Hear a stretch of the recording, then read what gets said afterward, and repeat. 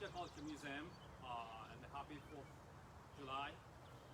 We're going to read the Declaration of Independence. If you have questions, make sure you ask questions. You're going to respond some of the questions at the end of the reading. In Congress, July 4th, 1776,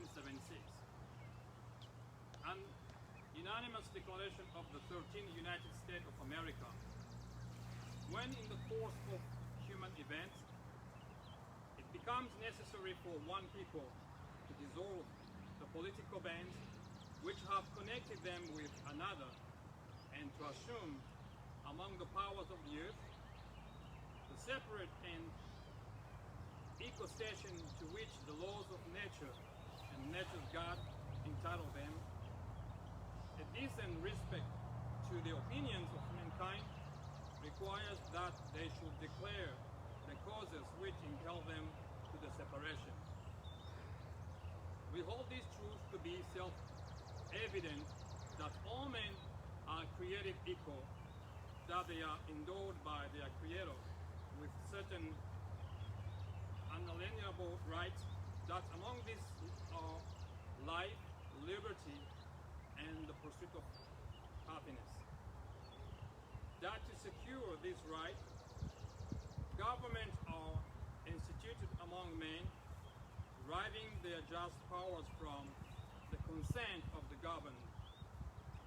That whenever any form of government becomes destructive of this end, it is the right of the people to alter or to abolish it and to institute new government, laying its foundation on such principles and organizing its powers in such form as to them shall seem most likely to effect their safety and happiness. Prudence, indeed, will dictate that government long established should not be changed for light and transient causes, and accordingly all experience has shown that mankind are most disposed to suffer while evils are sufferable than to right themselves by abolishing the forms to which they are accustomed. But when a long train of abusers and usurpations, pursuing invariably the same object, evinces a design to reduce them under absolute despotism, it is the right, it is their duty to throw off such a government and to provide new guards for their future security.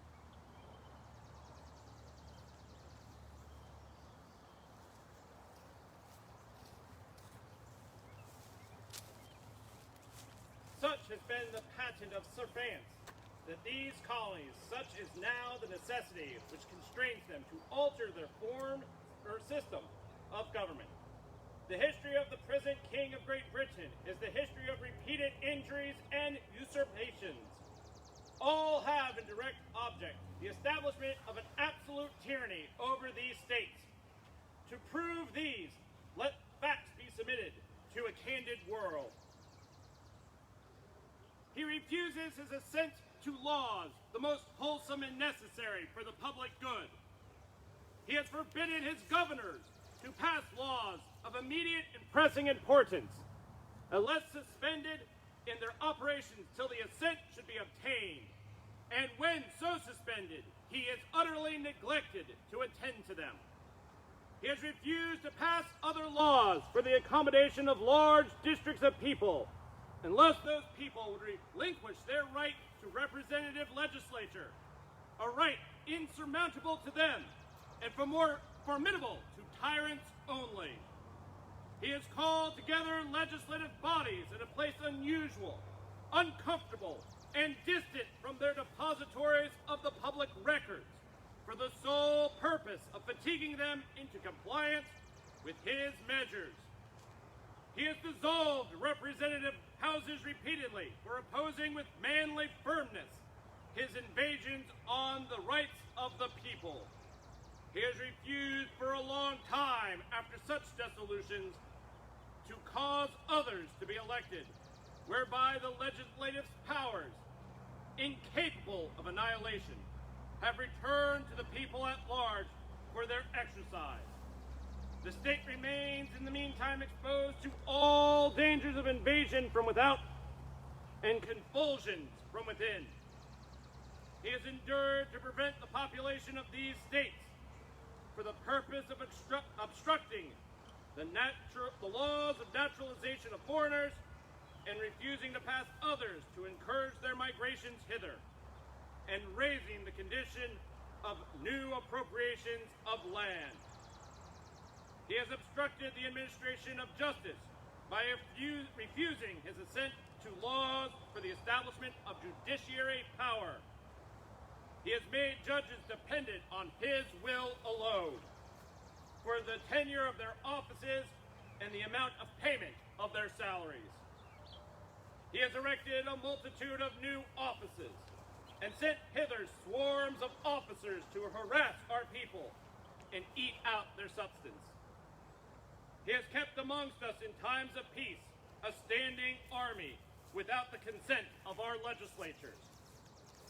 He has effectively rendered the military independent of and superior to civil power.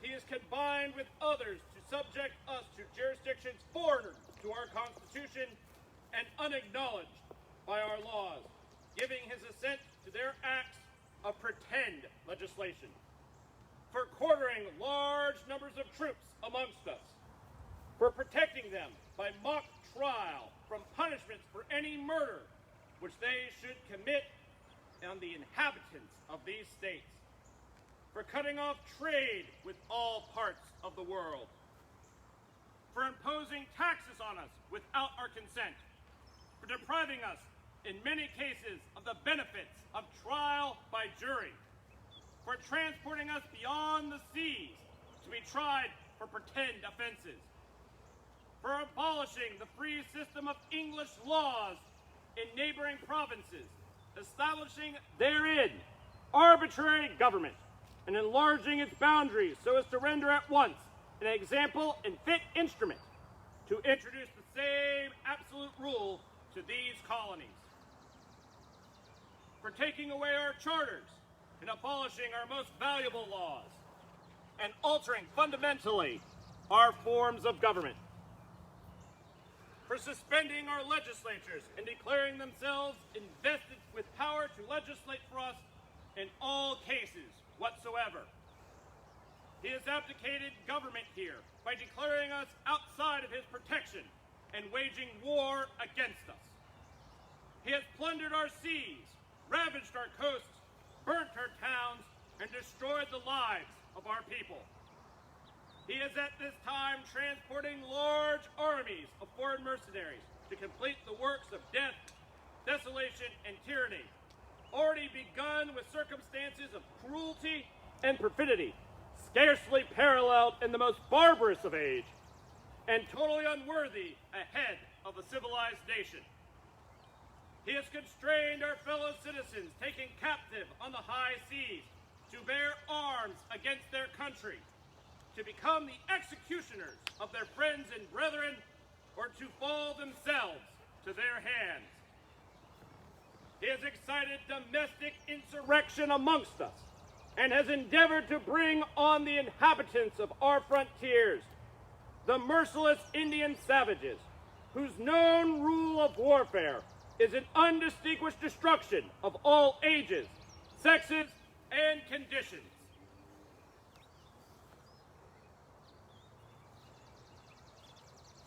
In every stage of these oppressions, we have petitioned for redress in the most humble terms. Our repeated petitions have been answered only by repeated injury. A prince whose character is thus marked by every act which may define a tyrant is unfit to be the ruler of a free people. Nor have we been wanting in attentions to our British brethren. We have warned them from time to time of attempts by their legislature to extend an unwarrantable jurisdiction over us. We have reminded them of the settlement here. We have appealed to their native justice and magnanimity, and we have conjured them by the ties of our common kindred to disavow these usurpations, which would inevitably interrupt our connections and correspondence. They too have been deaf to the voice of justice and of consanguinity. We must therefore acquiesce in the necessity which denounces our separation and hold them, as we hold the rest of mankind, enemies in war, in peace friends.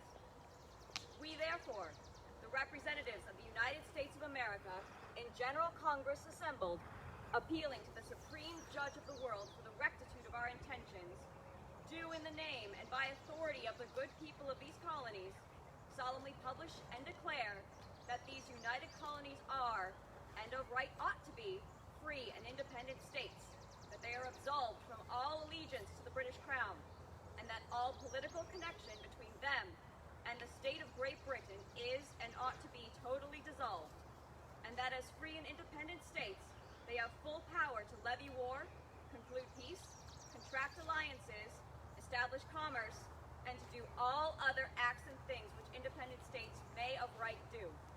And for the support of this declaration, with a firm reliance on the protection of divine providence, we mutually pledge to each other our lives, our fortunes, and our sacred honor.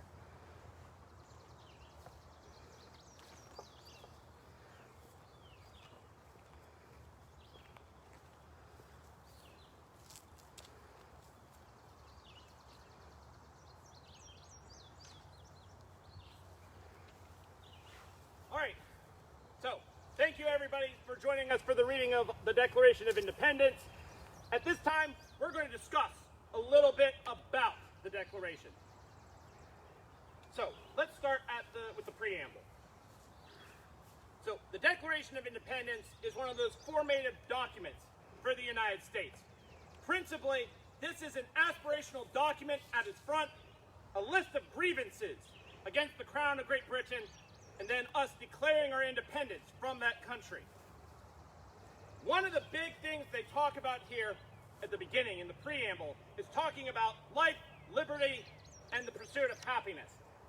This is going back to an English principle of common law, initially articulated by John Locke with the social contract theory. The idea was that when, during the English Civil War, the king became a tyrant, they were able to withdraw authority to his government because there were certain inalienable rights that all governments must be able to have. They must be able to protect the lives of their citizenry. They must be able to provide liberty under the law, and under John Locke, they talk about the protection of property. And if a government cannot fulfill these needs, then that government ought and is right to suspend it. Now, when the Founding Fathers were writing this document, taking a look at us, a lot of they're talking about applies mostly to just one of us. Probably applies mostly to me, unfortunately. It'll be more than a century before these inalienable rights are going to be extended to the rest of us. Whether that's Jean-Claude coming in at the absolution of slavery in the 1860s, or later on with the Civil Rights Movement in the 1960s, or with the passing of amendments to allow women the right to vote. But for the time being, if you were not a landowner, which might have even disqualified me, I would not have full rights under the laws that existed at that time. But the aspiration that this document creates is for all men, all people, to be equal under the law. Now, it goes through a great deal more talking about this. Number of the grievances are very specific to the time period. Talking about he has endeavored to prevent foreigners from being able to come in. Here at the Frontier Culture Museum, we are talking about the frontier. People moving into the frontier areas, and the border at the end of the French and Indian War was put here in the mountains. That way, no English colonists were able to move past. That land was preserved for the Indian allies that England had made, such as the Cherokee and the Iroquois Confederacy. At the beginning of hostilities of the American Revolution, the Americans are declared in rebellion. They are traitors to the government of England.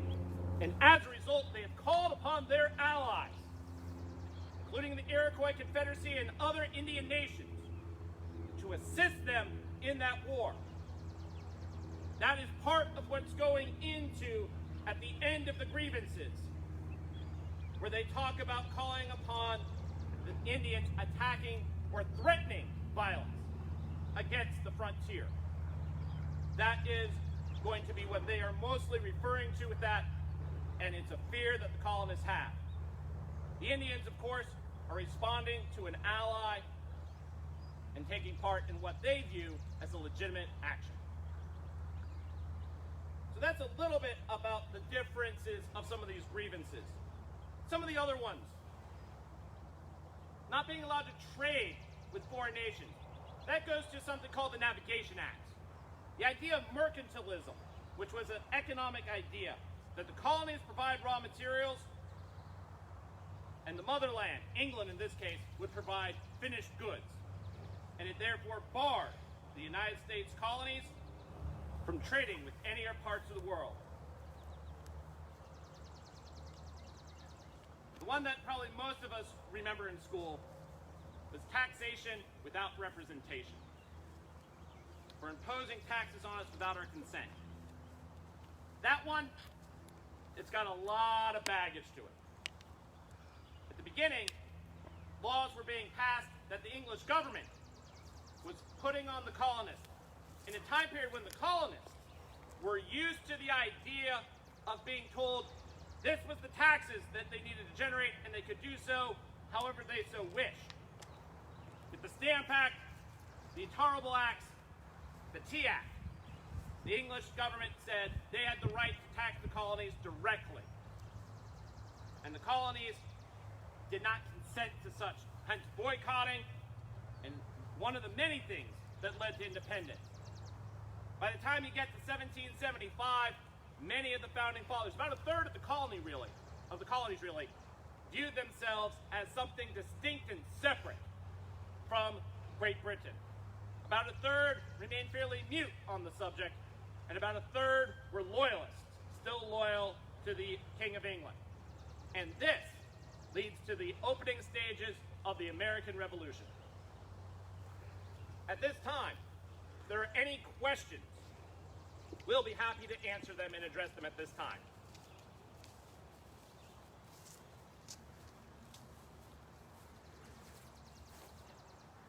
Why is taxation without representation the one everybody knows? So why is taxation without representation the one everyone knows? That's mostly because, again, that is, as Mark was saying, that is what gets published the most. The Stamp Act was a direct relation to, it actually had a direct impact on the publishers, the printers, and they were unhappy. So therefore, they used their media to make an issue of it. So the public is aware of it. It became part of the public consciousness, and that then became one of the lingering bits of the revolution that we understand now. What does life, liberty, and the pursuit of happiness mean? Life, liberty, and the pursuit of happiness has a lot of different meanings. The first one, life, is just like it sounds, is to protect the lives of their citizenry. That includes not just their own physical well-being, but it also means the protection of everything that they hold dear. Liberty is a little trickier. Liberty is talking about the freedoms that are granted under the law and to live under the protection of law. Some of that is including trial by jury and things of that nature. But that is what they're talking about, and they were talking about the liberties that they protected as Englishmen being stripped from them. Pursuit of happiness. So I mentioned the Lockean idea of protection of property. Pursuit of happiness still rolls in that. When the Founding Fathers initially started drafting the document, Thomas Jefferson, Benjamin Franklin, John Adams, and the rest of the committee debated on this point. And it's Franklin, we believe, that changed it from protection of property, pursuit of happiness. Adams, Jefferson are looking at a legal principle. Franklin is looking at an aspirational one. And by having pursuit of happiness, it's not just the protection of property anymore, but we're also guaranteeing the right that you may pursue, but not necessarily guaranteed to succeed in trying to achieve that happiness, which often included owning land and owning property to be successful. And this directly ties into the Frontier Culture Museum, because this is what the frontier is all about. That people were moving out here with the anticipation of gaining land that they could not have either back in England or over in the more settled regions along the coast. So the frontier itself is part of that pursuit of happiness, the aspiration of kind of rising in society by owning land, by owning property, and making something of themselves. All right, ladies and gentlemen, thank you all for joining us today for this wonderful 4th of July. We would appreciate it if you are able to donate to us. There is a link down below coming to the Frontier Culture Museum so that we can bring you more programming like this, as well as supporting us here for our programming here at the museum. Ladies and gentlemen, please enjoy your 4th of July.